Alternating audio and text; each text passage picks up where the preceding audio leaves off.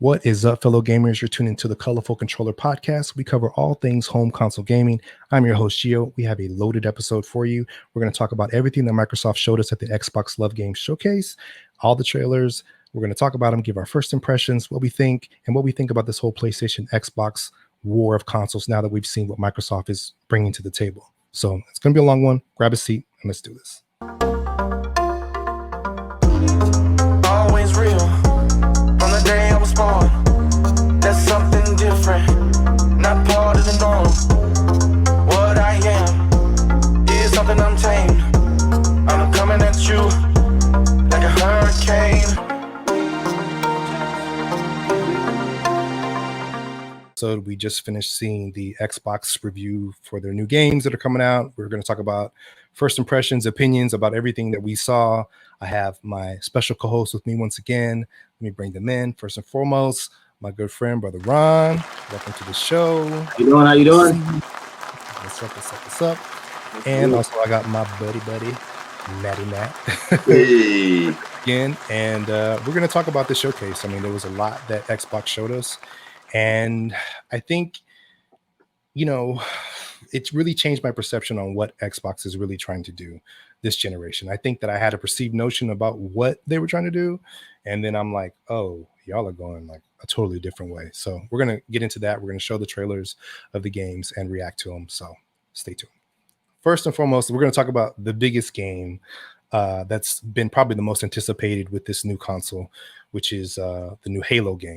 We're going to take a look at that, and I want you guys to give me your impressions about what you thought about this when you saw this, what you thought about the gameplay, the graphics, just all of it, because this is like a big title for Xbox. So this is Halo Infinite, and what did you guys think about when you saw this? I mean, this is like Xbox's big platform game. What were your impressions of it? Were you blown away? Did you think it was just so-so? Are you fans of the Halo franchise? What were your thoughts on that? I'll start with Ron first. All right. Well, for me, I mentioned last time in the podcast, I was a fan of Halo 2. Like Halo 2 was the Halo that I was into, that I really played a lot. But when it came to this one, I was good. And I was like, okay, I'm seeing Master Chief come into place. And then they showed this guy's face, and it kind of took me out of it, because now it doesn't seem like a Halo. It seems like a cartoonish take on Halo. And I was thinking more so with the tone of the game and how the game normally is. I thought that they would go with a more realistic kind of look when it came to the characters, instead of making them look like almost Pixar-ish, in my opinion. And I just feel like, not to say it looks horrible, it's just I don't think that for me it fit the tone of the game, or what I was thinking they were going with the next gen Halo game. Matt, what did you think? Yeah, that's very interesting. So I have a slight critique of Halo. Like my favorite was the first one. I remember playing with my brother. Like we played the whole game from beginning to end, like co-op split screen, the good old days of co-op split screen. Slight critique of Halo, and maybe especially with this one, it was very interesting, Ron. We didn't even talk about this. Tonally, it's a little confusing because you go from super sharp HD graphics. There was, yeah, so, and some of all of the graphical yumminess doesn't seem to be baked in. Like it definitely looks like there's still work to be done, just from a graphical standpoint, and considering what the platform can do. And then it's like, I agree, the face thing, the animation, I just kind of, I don't know. Maybe I just didn't know what to expect. But I think we're all kind of maybe expecting a little bit. It throws me more, a little right? bit, but that's just me. And this is me in my own critique of it. But I'm excited for it. I think the biggest thing I'm really excited about is the open worldness of it and the dynamic nature of things. And I'm really curious as to see sort of what that's going to look like. Well, I've never really played a Halo game, so I might get shit thrown at me. I did start to play the first one because I wanted to know what this was about. This franchise is obviously really huge for Xbox, and I wanted to know what it was about. So I started with the Master Chief Collection, which is on Game Pass. So, no barrier to entry on that. And I thought it was okay. And now, mind you, I know this game is 50 years old, but it's remastered. But I just had a hard time playing it because and again, I understand this is early, So it was hard for me to kind of get into, and I'm still kind of playing it. I said to myself that I would play all of them by the time this one comes out. I don't know if that's possible, but I don't know. So anyway, so this one here, I thought it looked okay. I loved the smooth frame rates. You could tell it's running at 60 frames per second, which was really nice. I think that it does have kind of a cartoon quality to it that Ron speaks about. But from what I gather, just from other fans, that's not too far off from what the series already looked like. So it's just a little enhanced version of that. And I think the biggest thing that they have to consider when they make this game is the fact that they want it to run both on Xbox One and Xbox Series X. So somewhere. Yeah, so it's like I feel like maybe there is a little bit of compromise in terms of graphics to accommodate for those two different formats. So I mean, I do want to add that with current gen, you can make characters look a certain kind of way and realistic with hair movement and things like that. Sure. With current gen. So, I mean, we don't want to say that because they're making it for two different platforms that they would have to limit it. They can still go further than they have. Because, like, even if you look at, like, the enemies are exactly the same enemies it's been since the first Halo. And it's like, we need enemy variety. Like, I feel like if you're going to kick off a game and showing us something next gen, show us something new. Don't show us just, a new environment, but Master Chief looks the same. The guns almost look the same. The enemies look the same. Give me something that's going to excite me for it to come out instead of just building up the hype off of its name. That's the opportunity. On my part, I thought it was. Okay. Yeah, I mean, I don't know. I mean, most of the reaction that I've seen just from other people online is that they're here for it. They like it. So I mean, maybe it is true to the brand. I'm not a Halo loyalist, so clearly it's enough for the fans. So you ain't got much to go on yet. I mean, and this is the reality. Like the first party studio games, even though we'll talk about that later, but they don't have much to go on. Halo is their breadwinner for this console, so they always have a lot to look forward to. Like we on PlayStation have Uncharted, we look forward to, and things like that. But I feel like when you're limited, you got to accept what they give you.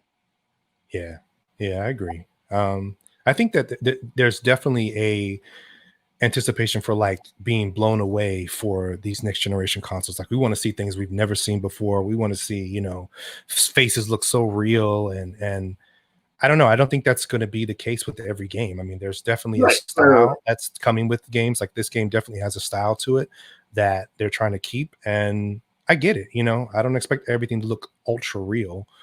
But I don't want it to look like it looked like Wreck-It Ralph when it went to the one game not Wreck-It Ralph metal, and that's what it looks like. It looks just like the character models look just like that game. It looked like that version.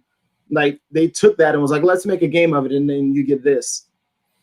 But in all fairness, I don't think that Halo has ever been a graphic game. Like it's never been like about the graphics like being so amazing. I think it's definitely been first and foremost about the multiplayer and the campaigns and the storyline and the action and all this stuff. I don't think it's ever been like they intend to give you amazing God of War kind of stuff. But even if you look at games like that, the progress in over the years to show you that the game has evolved from where it started, they give you some kind of clarity on that. Like it can be just, it don't necessarily have to be the model. The model can look the same, but it's like textures with the hair, textures with clothing and things like that, like effects when you get wet. Like when you add things like that into the game, it shows you that the game is progress, and that excites people like me that's a gamer. Like if I roll in water and all my clothes are wet and then I get to dry off. But it's like when I look at this, it just looks like they upgraded skins from the original and just put it in HD. That's it. Yeah, I do agree. This feels like this could have just ran on the X. I feel like you could probably play this on the series. I'm sorry, the Xbox One X, and not real. You know what I mean? Like to me, it's not apparent that there's next generation power here, even in terms of just this, like the, even like I would have liked to have seen, like, oh boys, like facial hair, like something that looked a little bit more dynamic. Maybe a little bit some skin pores. Yeah, I feel like the textures were just kind of like Yeah. Nothing too. But I mean, it's a demo. It's giving us a taste. They're saying that they're going to improve the graphics and That's before my release. understanding. Like ray tracing won't be. Heard that many We'll times see that later. We'll see that. Right. It'll be a patch later. It'll be a patch. Yeah. That's So, kind of the way things are going. This Get will be the a patch game for out. later. So I'm excited for it. To be honest, I'm not the biggest Halo fan myself. Will I play it? Absolutely, especially with Game Pass. I will definitely download it. That is definitely not an issue. But like I don't know if I'm going to rack up like 500 hours playing Halo. But we'll see. But this open world one may give us a reason to play a lot more because it seems like I'm definitely going to get it because, like I said, it's limited on the type of first party studio games they have. So it would be something to get. One of the cool things I feel like they could have done with this game was make it like a co-op story mode. If the world is so big, make it to where I can come in there with friends and let us do the story. Because multiplayer is cool, but it's pretty much the same thing. Run and gun. It's definitely going to be a big part of it. And they said it will ship with multiplayer when it does drop too, because there are people concerned about that. I'm hoping be added later. Right. This is not Call of Duty. Call of Duty shouldn't have done that. Ship and give me everything they want. I'm not paying. I think we were talking about $69 a game or $7. Yeah, I'm like full complete game. Come on. Yeah, I mean, why not just wait till everything is ready? I mean, I don't understand what these companies are doing by just putting shit out, and it's like, we'll get to that part later. We'll update you later on consoles, which games actually don't sell to consoles. No, so put a game out you think is just gonna make everybody go buy one? Nah, that's not the case. Not at all. All right, we're gonna move on to another game here. Want to know what you guys think about this one? This is the new Forza. Yeah, thoughts on Forza? Anybody played Forza? I love Forza, even though I currently don't own a car. I love cars.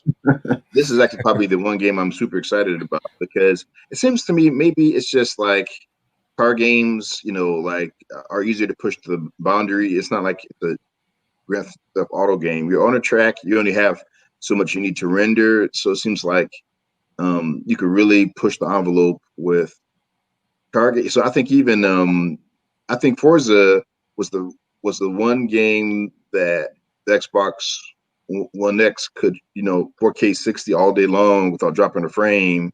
And so I think this might be the game that we really see what the Xbox Series X can do. And I mean, between this and Gran Turismo, it's going to be a really interesting head-to-head. I think the best versus lineup between this and Gran Turismo. I'm excited to see what that's going to look like. For me, I don't do many of the racing games unless it's like a kart game, but like I never did the racing simulators. I've always thought that they look really, really good. Like I know with Forza and Gran Turismo, they really put a lot of effort into these racing games. And like you said, with the Xbox One X, they put it to where that game was built 4K and it wasn't just some upgrade or whatever. It was actually built for that system. And that's what I was saying. Like when you have things like that, build it for that system.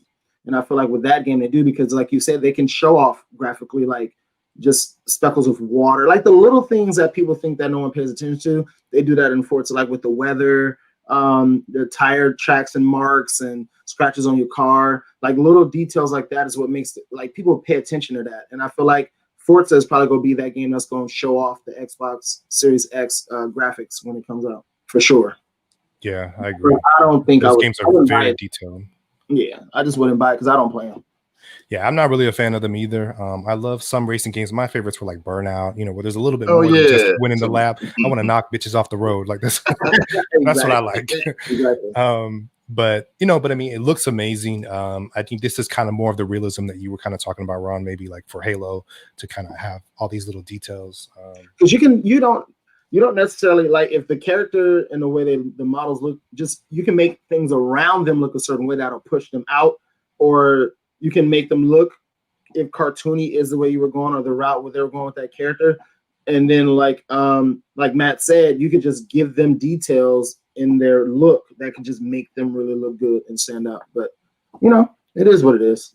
This next title here is State of Decay 3. Now, I'm sorry. I never played State of Decay 1 or 2, but this made me want to, check out the series. Like, I'm like, maybe I've been missing out on something here. It definitely seems like one of these party games where you need to have a team of people who play. And yeah, it makes me want to check out 2. Now, I don't know when 3's coming, but at least check out 2. But again, you got to have that party of people to play. I don't know if it's fun by yourself, but what do you guys think? Matt, you go ahead, man. You take this one. I've liked the concept of State of Decay even from the first one, because the whole idea of like you're building, you're scavenging, you're killing zombies. It's a kind of cool mix of kind of a couple of different genres. I like the second one, but to me it had some technical difficulties or challenges rather, in terms of, and it could have been a couple of other things, but it just seems like gameplay was a little wonky for me. I just, in terms of what this, from what I see, like this, so we got a zombie deer that freaked me the F out. I was like, and to my knowledge, I'm trying to remember, I don't know if we had seen zombie. So it's like we have this whole, looks like new zombie things to deal with, people, animals, the big exploder looking things. So that's going to be crazy. I would like to see, now that we have all this power and these systems with their SSDs and no pop in and all this other stuff, that 10-player co-op, like, or even like I don't know, crazy this thing, big worlds. Give me a helicopter. I don't know, like, or, I want to find a military base. I don't know, there's something crazy. So I'm excited. I think this is going to be good. Like, I feel like that's such a big game in a way that I think it's going to take the next generation systems to bring it to light. I'm excited. I am too. I think I'll definitely check it out. He has no comment. Come on, for this one, I do have a comment. Again, it goes back to just like the building and the models of characters and things like that. That woman looked crazy in the beginning. Like, her facial structure just looked weird to me. So it took me out of it, because I looked at her like, what is wrong with her face? Like, girl, what's wrong with you? She's trying to scare away a wolf. But and the thing that kills me with games like this is that you keep showing me trailers. Can I see what it don't have to be a full-fledged game, but show me what some of the graphical game look like. Like Forza, they said that what they showed on Forza was in-game engine.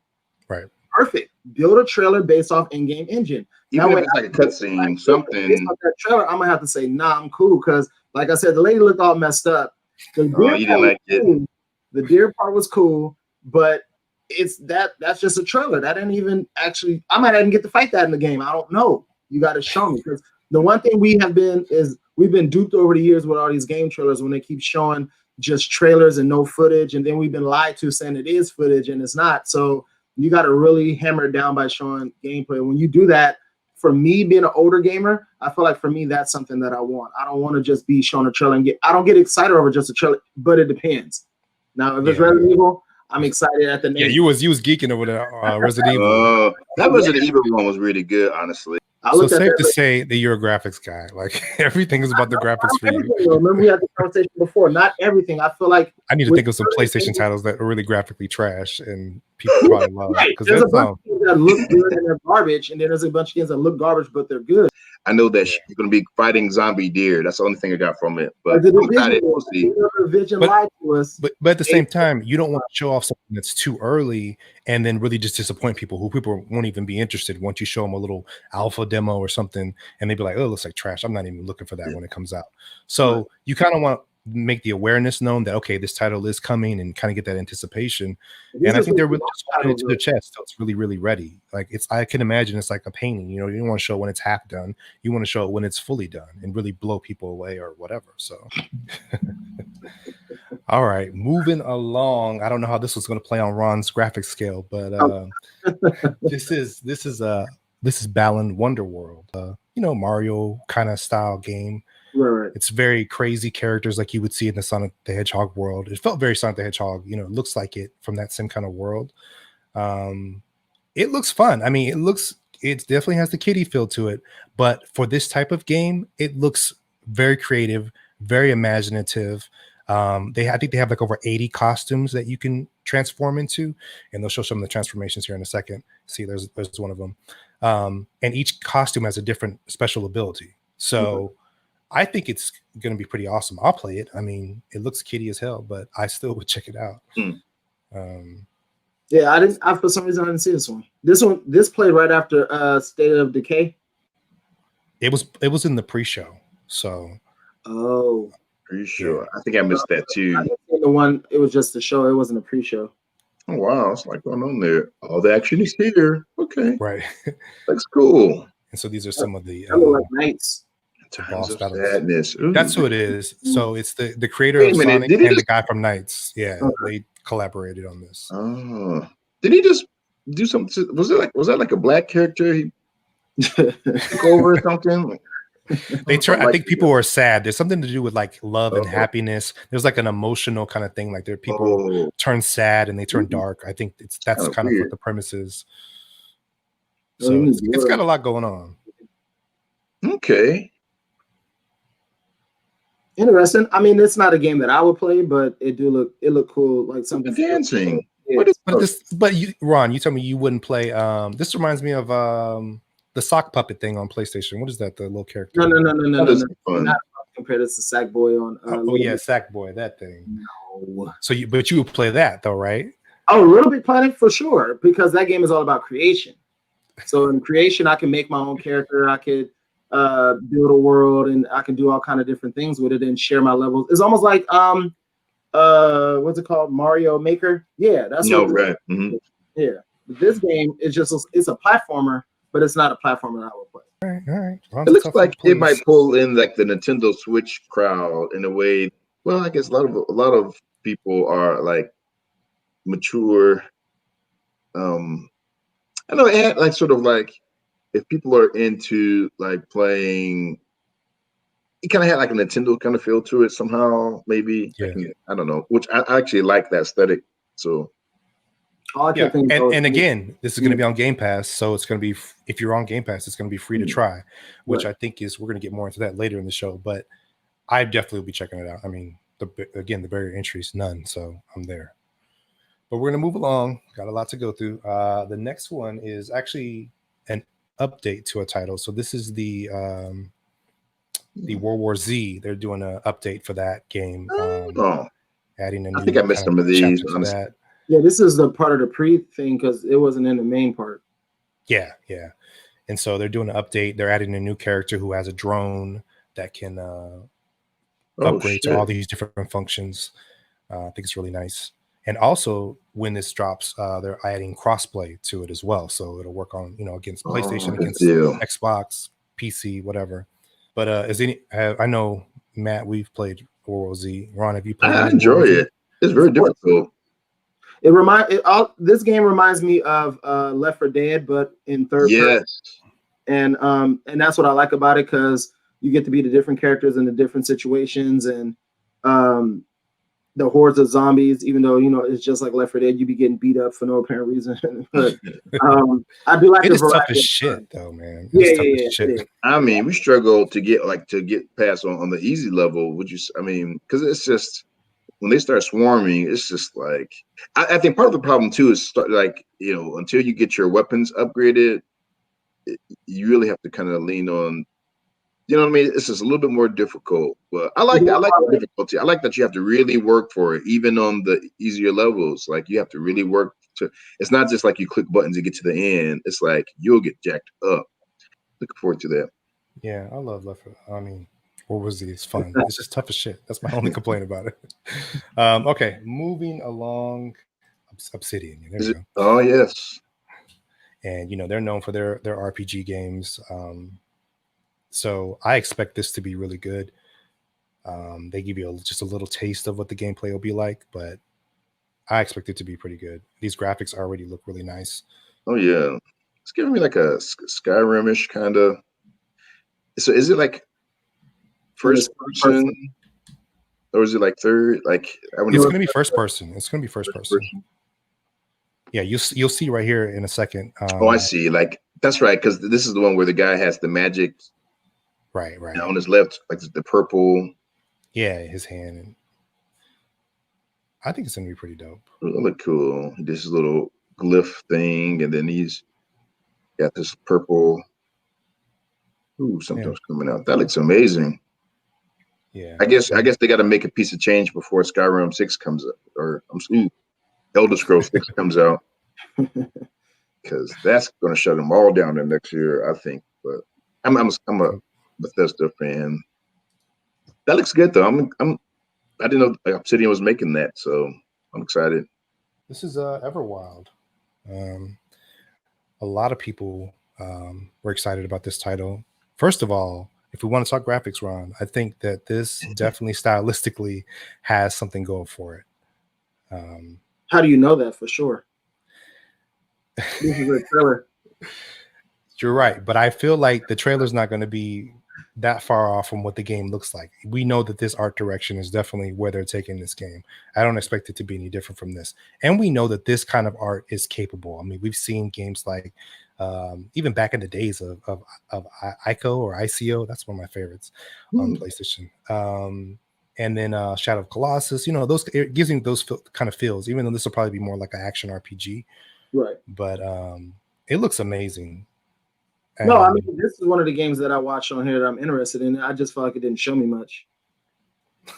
That's what you mean, because it's just like, you know, it looks sort of like a hand drawn, like it reminds me of like kind of almost like an anime kind of quality. Ooh, super weird. Oh, I like that. I mean, I'm excited. It gives me like, whenever the Nintendo Switch 4 comes out in 2035, then right, it might be able to play something like, but so it gave me a Breath of the Wild kind of tea. But yeah, I can see that. Yeah, but it's just like Gio said, it's look like the Team Ico games. Yeah. But the only thing is, like I said, a lot of times, because I did the same thing with the PlayStation when they were showing the games and stuff, because I'm pretty sure people will be like, well, he's PlayStation, so he probably loved everything. I didn't. There's a lot of trailers, and I'm like, show me some footage of what this system can do. And if this right here is gameplay, that's amazing. That's why I said it's one of the games I'm interested in. But if that's a game trailer and it's just a rendered cutscene, then that's where it's going to take me out of it. It's like I want to see something in action, because most of these, from what I forget his name, one of them popped in during this presentation and said that most of these games are launch games, and launch don't mean the first day. It just means there's a launch window, meaning a few months. If they're coming out, then you at least have something done. You know what I'm saying? And then I love Rare. Well, I love the Rares. They're not gonna give you no trash like this. We know.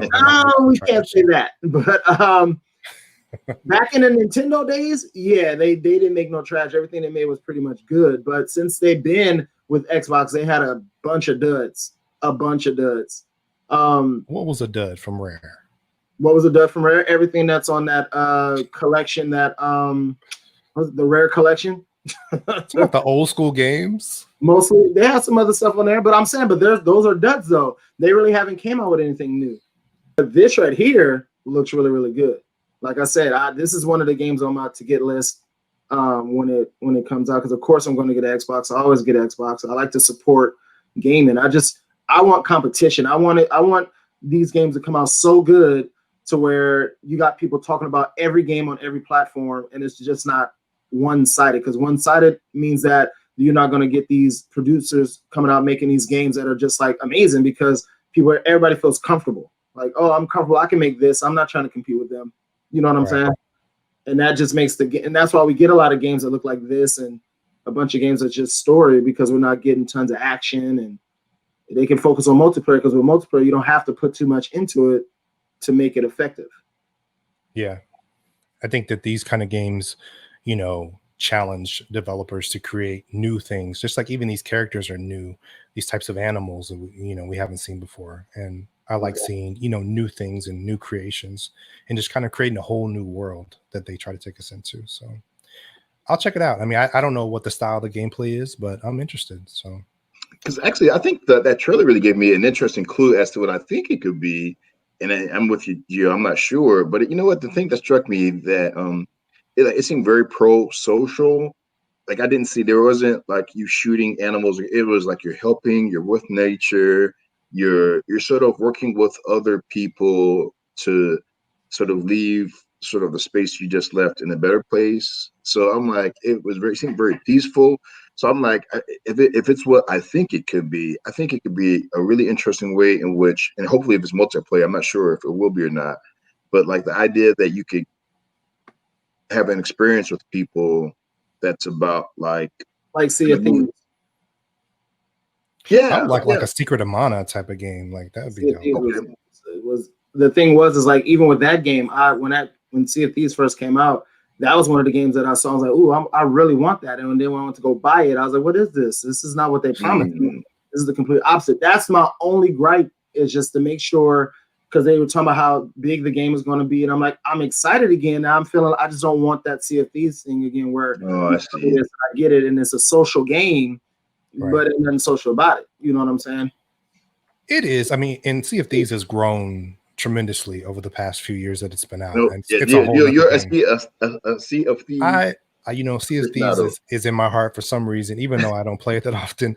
It's only because I don't like playing with strangers, and I don't know. I don't know if they're gonna help me. I had a bad experience with strangers. They threw me in jail or something, and I was like, "What the?" And that's what we talked about last time. Is when you make a game, I don't want to be a part of your development cycle. I want to play the developed game. So when Sea of Thieves came out, it should have been exactly what you said it was. We're gonna keep it moving. Now this was interesting. So this isn't a new game.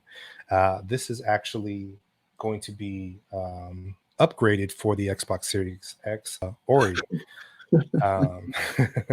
So Ori is going to get a remaster when the Series X drops, and it's going to be enhanced graphically, and also the frame rate is going to be pushed up to 120 frames per second. It currently runs at 60 on Xbox Series X. They show you there, see 120 frames per second, which I have to play to really see. Does it really make that much of a difference? Here, because we don't have a 120 frame refresh rate screen, so you won't be able to experience. Not to brag about my phone, but on my phone, because it has a 120 refresh rate on here, looking at the trailer on there, I could see the difference between the two. But on the computer, I don't see it at all. Right. But I'm excited for this game. I love the Ori games. Like, they're really, really done well. I think they put a lot of attention to the details that I was talking about earlier. They look at that. That looks really, really cool. Like, things in the background, swoop, man. Yeah, it's beautiful. It's a beautiful game. Well, they both are. It's like really, really good. I like that. My only thing with Ori, man, I haven't even played the second one, but Ori is tough as shit, man. Like, there's very few games where my fingers hurt after I played them, and Ori was one of those games for me, the first one, where my thumb hurt so bad afterwards. I'm like, I need a day or two break from this game because my fingers hurt. I was button mashing, and I think when I was done with the first game, it shows how many times you died. I think I died like 700 and something times. It just is. It's a bitch. So, but I think what I'll do is I'll check out part 2 when Series X drops. What'd you say, Ron? I said, like, just looking at the game, like, what draws you in is just how there's no, you pay attention to everything that's going on the screen, like in the background, like the little flowers moving and everything. Like, you're so in awe that sometimes you be so into that, like, you don't be paying attention to anything else in the game. And I think like games like that are cool because that just shows you that when they develop the game, the attention, the amount of attention they put into the game. It wasn't just, we're going to just make you a game that does this. We want you to experience it and feel like you're in there. And I feel like with this game, they do that very, very well. Right. And I also think it was interesting that this character, Ori, doesn't speak at all, for a game to be so good and doesn't really have much language. I know there's like a narration, but Ori doesn't ever speak, and neither some of the other characters in the game. So I think that's just a showcase of like when you make a good game, you can tell a story without even having to use words in some cases. And so I'm looking forward to that. Yeah, same here. Looks good. Yeah, me 3. Next up is the update for Outer Worlds. Did any of you guys play the first one? Yes. Is it Outer Yeah, Worlds? I'm, It's I'm not. s- Yeah, I the was Outer still working my Worlds. way through it, but I enjoyed it. I like the, you know, it kind of gives me a sort of About kind of yeah. It's I like it. It's a little, it's kind of quirky. It's sort of You like like it? we're gonna be sassy, funny. It's like it's cool, and I'm looking forward to it. And in a way, I'm looking forward to it, but maybe I'm looking forward to the other things more. right. Gio, Okay. what do you think? I played the first one. I didn't finish it, but I enjoyed it. And sometimes these type of games for me can be really cumbersome and Hmm. just really dry sometimes. Like I guess I think of like it reminds me of like Fallout. So um I Fallout's okay, but I actually enjoyed the first one. So I didn't finish it though. So I don't know if I would be compelled to try this, expansion. But I liked it. I thought it was easy to get into. I'm here for it. I mean, maybe I'll check it out. Maybe I'll come back to Outer Worlds. Ron, you said did you play the first one? I have the first one. Okay. It was cool. I mean, it was nothing that I bought it because somebody ended up telling me that it was a good game, and I was like, sometimes people recommend stuff. I'll look into it, and I was like, okay, this looks cool, and I ended up buying it. And then I played it, and I was bored outside my mind. Um, Not a garbage game by all means. It wasn't enough happening for me that kept me into the game. And plus, it's hard to do that when you got other games that have come out that's giving Yeah. you life, and you want to try to Right. play that. Like, Yeah. it's a game I'll play when I have nothing else to play, then I'll just pop it in. Yeah, I probably if I ain't past the main game yet, I'm not gonna buy the expansion. I see what you mean. Yeah. That's probably the same for me too. Next up is Tell Me Why. Tell Me Why. Now, I think what's interesting is we're starting to see a lot more of these types of games that are really story driven, very emotional, and just dealing with emotions and trauma and this stuff. And, I guess this maybe appeals to a different type of gamer who's not looking to shoot things, um, who just wants to have fun with a good narrative. One of the shining qualities for me of Last of Us was the narrative. And I think this story is kind of one of those kind of games. It's not going to give you the action of Last of Us, but it has a really good story. Clearly, I feel like they spent the most time in the story. Yeah, So into the story definitely. It's like it's very different. I'm like, I didn't know what to. Because if you've It, played games like Until Dawn, or you've played what's the other? It's another Man game. of Medan, the other one they did. Detroit Become Human. Mhm. what's the At one with the young lady who's psychic, but she goes around and it has that kind of feel you clicking on stuff and you're trying to figure out something. Yeah, Life is Strange. Yeah. Mhm. Would you put that in the same kind of category as this first I Yeah. one? feel like it. Yeah. Life Narrative is Strange. games where it's more of like you making choices and Right. unsolved mysteries and things like that. And that's how Yes. Until Dawn and Detroit Become Human are. But with them, they give you choices, and your choices will. Because I think Until Dawn has 120 different endings, something like that. Oh, I forget. wow. It's a lot. My gripe with this is Maybe. everybody's face looks dead. I don't understand why everybody's emotions look the same. Hmm. The whole trailer, watch. He looked the same. Ron needs a Yeah. beat face in these No, games. no, no. Whoa. You're going to make a game that's I see what you mean. It's like some of the models. Could it be just like like be expressive, because if you're conveying a story to me and the story has to have emotion, the characters got to convey that emotion. you're not selling the kind of the dead eye syndrome, the uncanny valley? Right. I don't know. But Ron, can you get past the graphics and like, okay, what is this game all about? Is there more to it than just worrying about their faces, or does the face just like take you out of it completely? Like you have no interest in what's going on?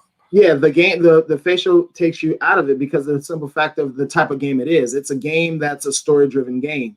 So, like I said, if you play Until Dawn and if you play Detroit Become Human, when you play those games, it's the different situations that happen that cause emotion and emote emotion. And if you're going to put characters in here that don't emote anything, how am I supposed to feel when I'm playing this story-driven game? Is this a happy moment or a sad moment, or somebody died, but 20 seconds ago? Let me challenge you though. So are you trying to tell me that games on, let's just say, PlayStation 2 never gave you any kind of emotion? And we know back in the PlayStation 2 days, they were not giving you, 4K realness. So Mm-mm. So games back in those days didn't give you emotion either. But they weren't games that were built like this. This is a part of that same category of Until Dawn, Detroit Become Human, Beyond Two Souls. Like all those games are these types of games. So they didn't start making those type of games until PS3. So in PS3, when I played Beyond Two Souls, and the one with the origami killer, I keep forgetting the name of that game. Yeah, like Indigo Prophecy. No, not Indigo Prophecy. Hard Rain. Hard Rain, there we go. Oh, Hard Rain, yes. They emote emotion, and that's PS3. They make facial expressions when somebody cries, when somebody yelling, they look upset and but they mad. weren't that damn good. Don't make me pull up Hard Rain. True, but they were better than what we just watched. So even if it wasn't the best, it's still better than where we're at. We should be able to make better facial expressions and things like that now. Just saying. I mean, I'm only gonna be real. I can't sit there. Hey, we appreciate your opinion. And the thing is that if my thing is with games like that, and you are going to go and listen to the story, of course, but they have to convey that story to you, because if not, you'll get bored with the story. It's like the whole point of that, that game is all about, like you said, tapping into emotion, but then it's like you get this uncanny valley thing where it's getting close, but there's something that's missing. Like, what was that movie? There was a movie that came out a while back, some years ago actually, where it's like it was really high quality animation, but everybody had these dead eyes, and it just kind of it threw people off. Like that one weird Christmas movie, and there's something about it's like you like they call it the uncanny valley, where you're approaching realism, but then as you get to the space where it either creeps you out or you're kind of distanced from it, and it's kind of interesting phenomena, right. I guess, as people. Like, but even the point I'm trying to make is I don't need it to look realistic. When I say facial animations, it's just that emoting an emotion where that game looks like The Lion King. So you know how The Lion King came out and none of the animals had emotion and emoted anything. Story can be good all it wants to, but if the characters are conveying that to me, I'm going to get bored, and that's what that game looks like. Okay.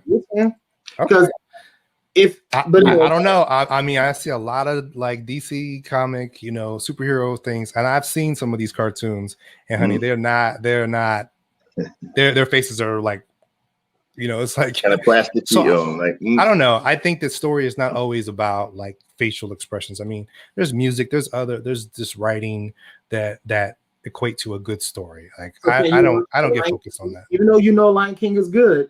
I've never seen The Lion King. That's a whole. No, I'm just saying. But can you watch Lion King knowing it's good? But can you watch everybody with a straight face act that movie out? It's gonna be weird. I'm just saying. It's good. So you mean to tell me you can watch The Lion King with good music and a good story and still enjoy it with everybody with dead looks on their face? I probably could. I don't think I'd be focused on it. But I think everybody has a different eye for things. So for me, I don't focus on that kind of stuff. I mean, I've seen really crappy stuff that I felt some kind of emotion by. It's not. I don't know. It's different for me. But everybody's different. Everybody has different things that they need to satiate certain desires and like interests and stuff. So Ron is clearly our graphic guy. So if you want him to like your game, guy developers, you got to make the faces look real. Graphics. That's a part of the just character building and character models. When you build a character, just let it be able to have more than 2 or 3 emotions. Like if it smiles, let them smile and not seem happy, and you got to assume they're happy based on what they're doing and what they're saying. Okay, moving right along. Go ahead. This next title is called Grounded, and this is a different kind of title too. They probably don't have beautiful faces, but it's I don't know. I need to play this because I don't really understand what the premise is, just based on these trailers. And there's a little gameplay footage here, but it feels like an adventure game with 4 people. And you're obviously Honey, I Shrunk the Kid small. And, I don't know if you build forts or you fight bugs. I don't know, but it looks interesting for what it is. And I would love to just kind of check it out. Looks like you build like houses. Yeah, there's like a fort element to it. You got to fend off bugs. Or sacrifice your friends. Yeah. It's messed up. Yeah, that was funny. I think it's creative. We haven't seen something like this. I mean, there's games where you play bugs, but Shrunken Children, I don't know. It looks cute, so I'd give it a whirl on Game Pass. Matt, what do you think? It looks fun. Wanting to be wild with like graphical like somethings or ray tracing or something. So this is like, I mean, it looks fun, and I guess it's something that we'll see within the launch window. I'll definitely give it a This is try, actually coming out especially this like month, so we'll know sooner than the launch. it is. Oh, okay. Well, I'll be playing it. Yeah, It July looks 28th. good. I like the whole building piece of it. Like, oh, like next week. Yeah. This Yeah, is well, not what's a your game take? I'll play. It looks cool though, but it's not. The only reason why I say it's not a game that That's I play, it. not Yeah. had a no graphical thing to do with it. It's just not the whole kid thing fighting bugs is something that's not appealing to me. Now let me ask you, Okay. Ron. Go Did you ahead. play Splatoon? I don't like Splatoon. Okay, I was gonna come for you there Oh yeah, no, I because know. this reminds me very much of like a Splatoon That's type the of same game. thing that I was Yeah. thinking. Like this looks Splatoon. like Splatoon. It just like I played Splatoon, but I didn't like it. So I played it because somebody was like, try it out and see if you like it. And I played it. It just wasn't a thing for me. And again, if it's not for me, that don't make it garbage. It just means that it's just not my type. Okay. They should just call it Honey, I Shrunk the Kids. That probably would have got me more than anything. Right. Pay a little. It's very much licensing. giving Honey, I Shrunk the Kids. I'm getting into like, I guess if you're gonna show something, I would like to see things that can kind of push the envelope. I think that's the state that I'm in when I'm looking at these trailers. I'm looking for that wow factor. Like your system is about to dominate. If your system can do that, I'm just not seeing that. Right. You know? Let's go into the next game here. This is Medium Dual Reality. This looks interesting. It's giving me like Silent Hill vibes, and Yes. I like how it's kind of dual worlds at the same time. I'm interested to see how they make that work. Like games like this, I like. I love games like this that distort reality and gives you a different perception of what your reality is. And one of those games that kind of it looked like it's gonna be puzzle based, possibly. Yeah. I mean, you really can't tell. Mm-hmm. And I love creepy games too. It's definitely creepy. I like how hey, look at that dual reality gameplay. Two worlds rendered simultaneously. Yeah, it looks amazing. Yeah, it looks interesting. Oh yeah, Ooh, that's very creepy. Ooh, look at that skin. What is that?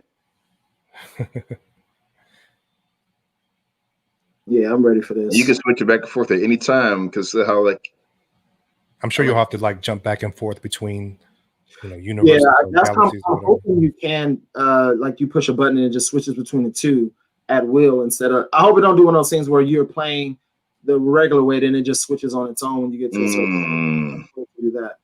Yeah, so medium. Oh, nice. Medium looks dope. Looking forward to that. I like a good creepy game. Oh, so we have that one to look. That box art is super creepy. Eesh. Yeah, you're gonna dream about that tonight. We're like, go visit to my right. Like it's scary. What do you say? Go to sleep with the covers pulled up? Yeah, like yeah. I'm gonna turn on that color light that hurt my eyes. Maybe it hurt their eyes.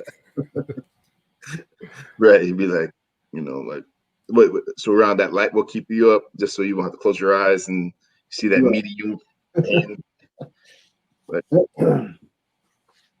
All right. So next up is Crossfire X.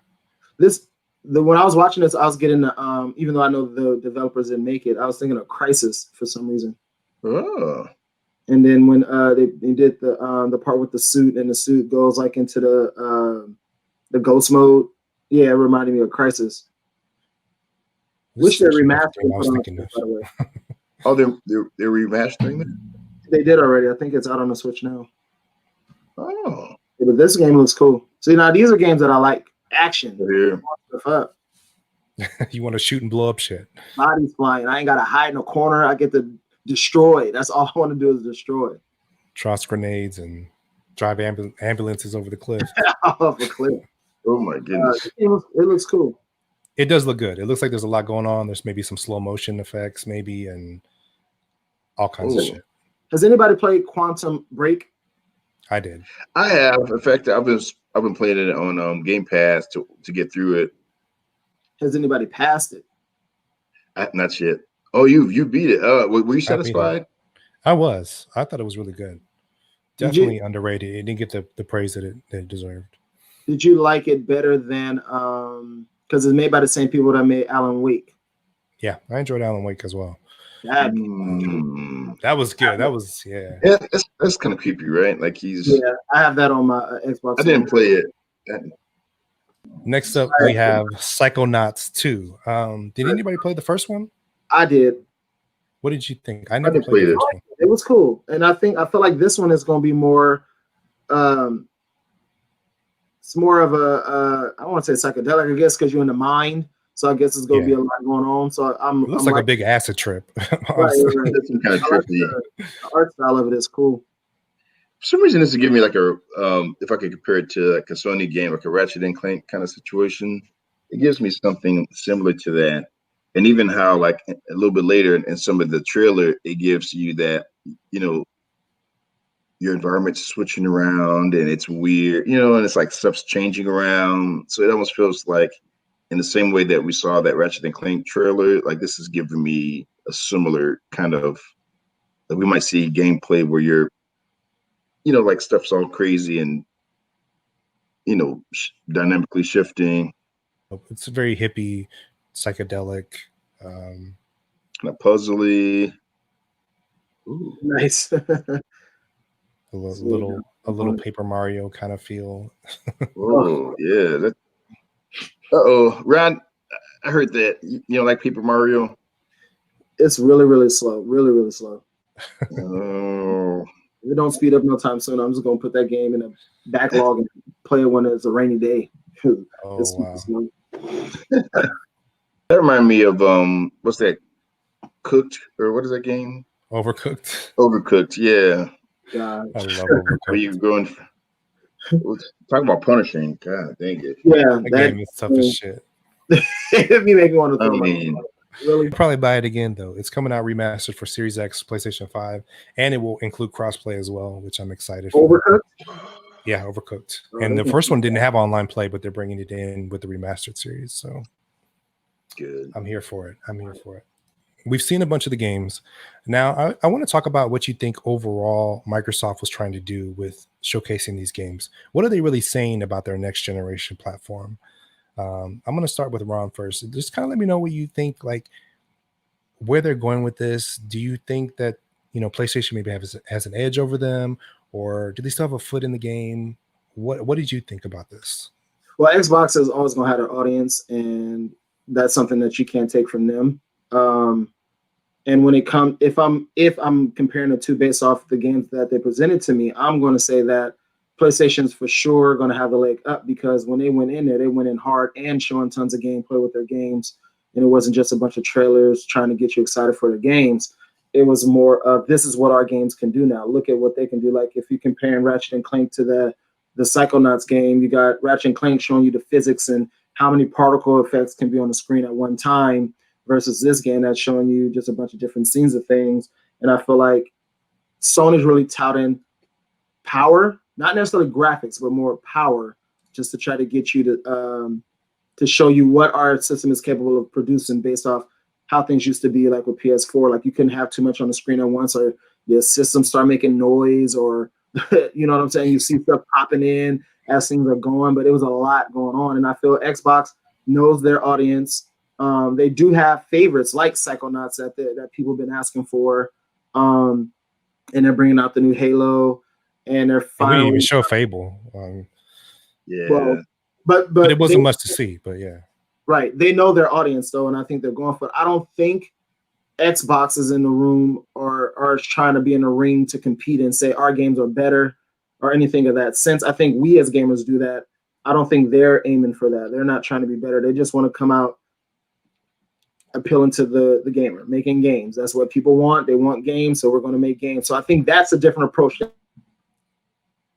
Like our Xbox you can watch TV through our Xbox, or our Xbox can make dinner for you and things like that. They're more so coming out with their their games, and I think that's big for them.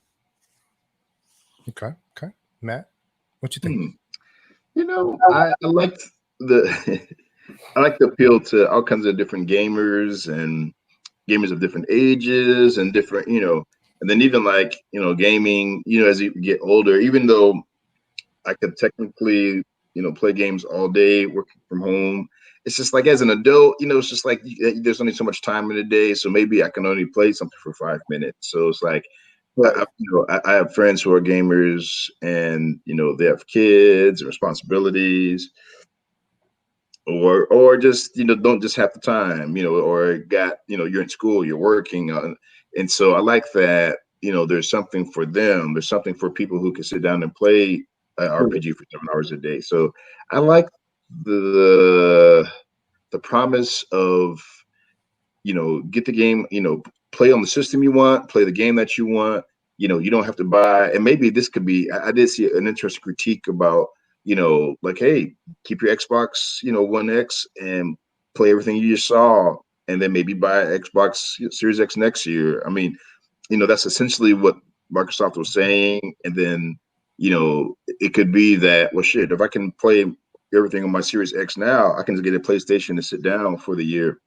That actually makes a lot of sense if I had to, be budget conscious. Right. And I got a 4K TV. If I'm doing 4K 30 on some of that stuff, that's probably going to be fine.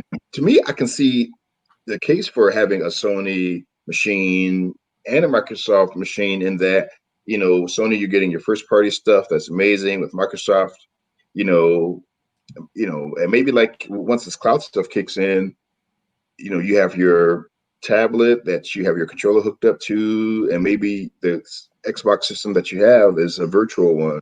It's like they're giving you lots of different, interesting, flexible ways to enjoy their stuff. So I'm excited. I think I can't wait till next year. No, I'm saying they got to be careful to not limit themselves to choosing one direction to go with gaming instead of making everything. You know what I'm saying? We were talking about it last time. Like when you limit it, you're going to limit your consumer, and then when you do that, that's when they're going to flee and go somewhere else that's giving it to them. So hopefully they don't try to go to where they're pushing digital, because then you're going to lose those that don't want it to be digital. I like it. It's interesting. Gio, what do you think? I expected to see the amazing games, that we've kind of been waiting to see for the Series X. And I really didn't get that. I was really kind of disappointed, to be honest. But when I thought about it, and when they said that all these games were going to be featured on Game Pass, I was like, I don't think Microsoft's objective is to be the, the most graphical system. I mean, it has the capabilities, and also just factor in like all the, parties that are put out on both platforms. You're going to get the best of those. So that's something to consider. But as far as their own home game making, they're just making titles that will work on all of their systems. And it's kind of like, if you want a 4K version of it, well, then get a Series X. If you don't want to upgrade, stay with the Xbox One. They're not in it to sell consoles. I think they're in it to sell memberships. The focus is Game Pass, and you're going to try to convert everybody to having a membership instead of buying games. Then that's when you're going to start running into some problems. I actually disagree. I think that the Game Pass, the route is going to be a winner, because just think about it. I mean, I get Halo 5 or Halo Infinite, whatever, all these other games that they showcase, and I just pay like $5-10, But you don't own the game though. See, that's the but does that really matter? That doesn't matter to everybody. I don't own the Netflix movies, but I subscribe and I watch them. Right. I think it doesn't. That's what I'm saying. But in the game sense, it's different, because the thing is that when you buy on these passes, whatever, and let's just say you don't have the internet no more, you don't have the means, you just want to play your game, you can't access any of that stuff without being connected to the internet. See, then that's when it becomes an issue. Same like Netflix. You don't own the movie. You can't access Netflix. Well, I guess you can download the shows, right? Onto your phone. You can download them if you don't have internet, but you also have other means to play the game, like I guess you would on Xbox. But who won't really want to go play the new Halo on their phone?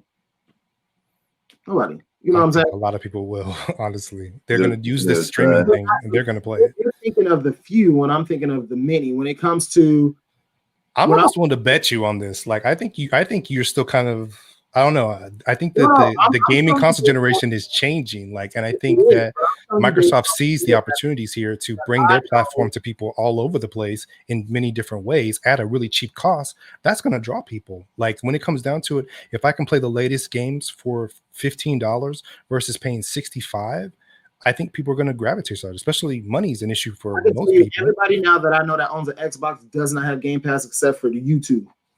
That is it. Really? Everybody that I know, we love going to midnight launches. We love owning our games. We love going to relatives' house playing our games. We love the accessibility of being able to collect our disc and have our little collection and things like that. Everybody doesn't do the Game Pass thing. I mean, it works for people. Yes, don't get me wrong. I'm not I saying need to find the numbers on Game Pass because I'm sure they have a huge subscription base. Yeah, but you also too, they count the ones that subscribe and quit. So every number that's on there is going to count. They're going to even count mine when I did it the one time and then I quit after a month. So the numbers are going to show. I'm not saying it's garbage. I'm just saying that I don't think that that's an end result to get to where that's your main focus is just having a system console basically solely on Game Pass and no physical copies at all. That is not a future. I don't think. There's a lot of conversation around everybody doesn't want to be digital. We're going to see. I think the discs will continue. I know for me, it's like a space issue. And I just, I mean, I personally like the idea of like digital stuff. And then like even like there's some games that if I'm trying to remember which game was it, I think I had a 360 digital game that apparently I still have access to. I forgot about it. We're talking how many years ago was that? So I feel, but it's true though. It's like there's always a possibility that where they can, it can be yanked away, and that is something of concern because it's like you never truly own it. But it's more like we're kind of like we have the rights. We're exchanging money for the rights to play something for some indefinite period of time, and that unsurety, that indefinite, it's like, well, what does that mean? 10 years from now, 100 years from now, or whatever. Well, here's the thing. If it runs just like Game Pass runs now, you can still buy any game that's on Game Pass at a discounted rate. So it's not like when it goes away, you can't own it if you want to. I'm talking digitally, obviously, but you can still own it if you want to. You just have to actually buy it, at a discounted rate. So it's not like when it goes away off Game Pass, it's gone forever. It's just, did you really like that title enough to actually chunk down some money for it? So it's not totally gone. I don't know. It's a shift in how games are being released. It's new. I mean, it's going to obviously be met with controversy, but we don't know if it's not going to work, and we don't know if it will work. Right. I think low barrier of entry is always a win. It's won for like Fortnite. Fortnite, it came out and nobody really touched it. Then it went free, and the world jumped on it. So I don't know. It's going to be interesting. Yeah, but then that's different model. It's like a different free, and then they have it to where you spend more money than the cost of the game inside of the game on things like a gun, a suit, a weapon, or whatever the case may be. And that's where you dish out, end up more than the cost of the game doing it that way, because you're going to continually keep dishing out money. That's why they give you those free to play games, so that can happen. If that's where the future is going of gaming, that is a game in the future I do not want to go to, because I don't want to spend $100 on a game and not own it, and it's not completely mine where I can do whatever I want with it, and I'm still got to pay for things in order to enjoy the full experience of the game. That's where you lose me. Well, the thing with the upgrades with Fortnite, let's just say when you're paying for the upgrades, this is just cosmetic changes. The game is always free. So this is just whether you want to upgrade your character or the way that they look. It doesn't affect gameplay. It doesn't make you a better player. It doesn't give you exclusive weapons. It's just different skins. So, and the numbers don't lie. I mean, Fortnite has done tremendous amounts of sales on their skins and things like that. So clearly there are people who are okay with this business model. Children though. Let's see, the most of Fortnite. It's still a money industry. Let's not forget. It's entertainment. Entertainment is all about money. What I'm saying is that when you because you're focusing on the numbers, yes, the numbers, but when you start looking at the demographics of who's wanting those things, that's how you start breaking down if it's a need or if it's not a need for it. Because if you have 1 million people, children, let's just say children, you have 1 million children that are playing Fortnite, and Fortnite is a huge success because children are playing it, and you be the type of person that said, well, look at the numbers are high, that's what people want. No, that's what children want.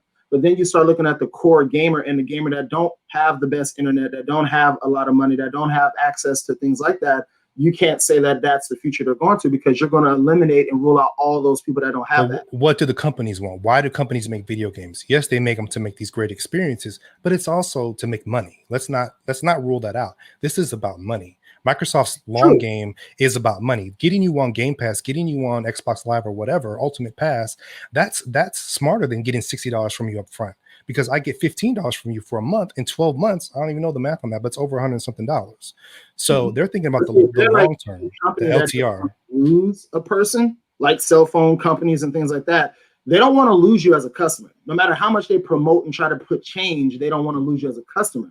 So in order for them not to lose you as a customer, they're going to ask you, well, what it is that I can do to keep you here as a customer. So that means that you got to have the options. That's all I'm saying, is have the options. I'm not saying don't have a Game Pass, because Game Pass works for people that don't want to buy their physical disc. It does work. I'm just saying I don't think gaming should ever go to a place where it's digital only.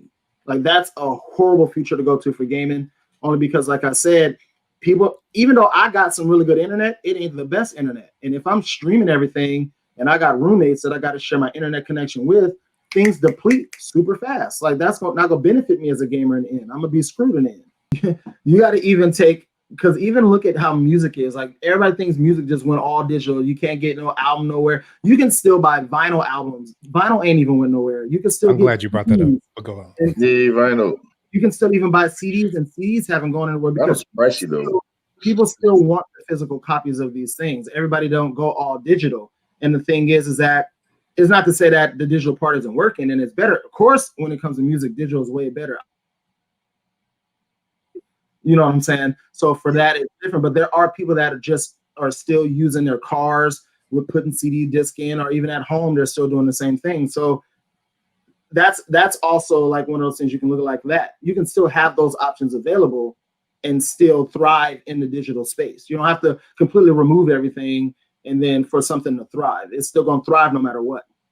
Yeah, I think, but also, think about this. New generations are coming all the time, right? So some of these ways, like, I mean, just even think back to when we had cassettes, you know what I mean? Like, that was the way you play music. That's how you recorded songs, is you recorded. And so for some of y'all that might be too old, I won't remember that. But,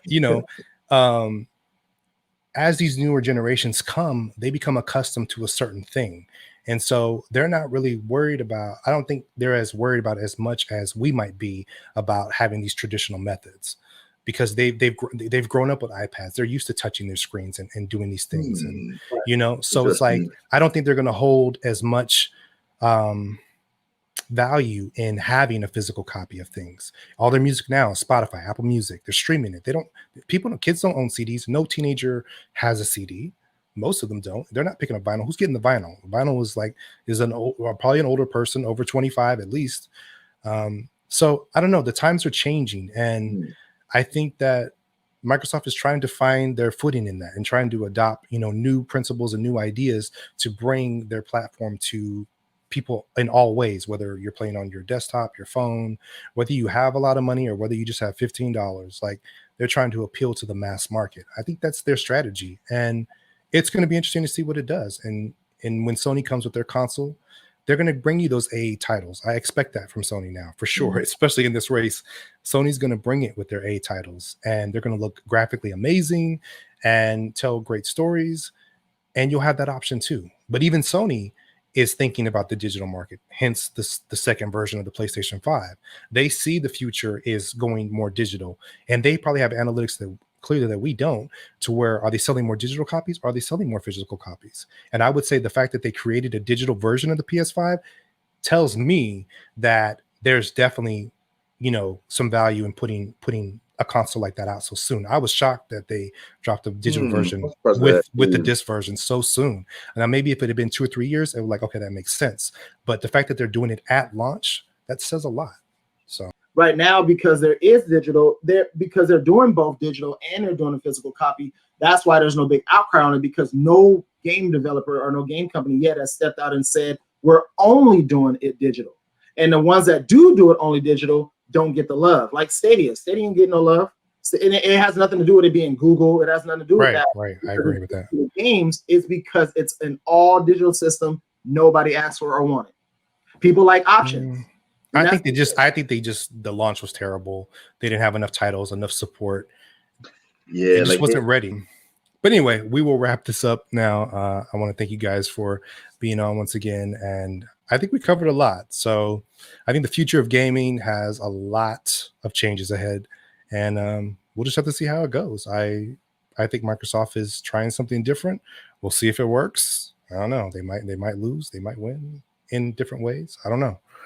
But we'll see. Either way, I'm just glad that the gaming platform is continuing to evolve. And I'm here for it. So until the next one, see you later. Peace. Share. I'll be like, what's his name? If you guys know the guy, what's his name? MJ Harris. Oh yeah. Click like, click share. Click like, click share. Click like, click share. Yeah. Get in here. Get in here. Get in here. Click like, click share. Right. He's a trip. He's hilarious.